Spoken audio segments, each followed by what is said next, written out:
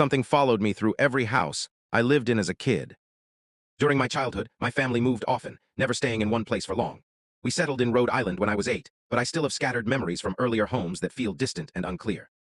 Most of those memories are ordinary, playing in backyards in North Carolina, building a raft in Pennsylvania, small things like that.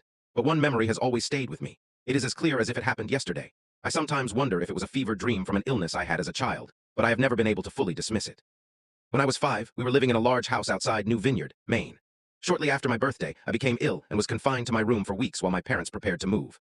That was when I met Mr. Weidmuth. I do not remember how he first appeared, only that one day he was simply there. He was small, with an oversized head and an even larger mouth. He introduced himself calmly and told me to call him Mr. Weidmuth. At first he kept me company while I was sick. He looked through my books, asked questions, and spoke like a friend. Whenever my mother entered the room, he would disappear under the bed and stay silent until she left. In the beginning it felt harmless. I was lonely and he was there. Then he began to change.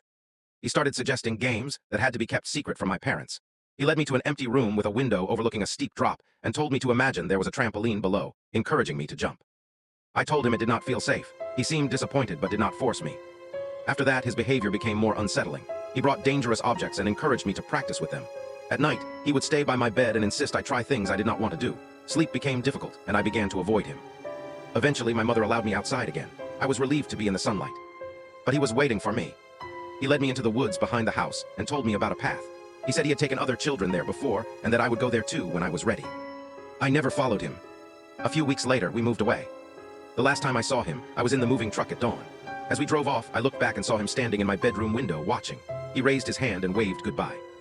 Years later, I returned to New Vineyard. The house was gone, replaced only by its foundation. Behind it, I found the same path in the woods. It ended at a cemetery, where many of the graves belonged to children.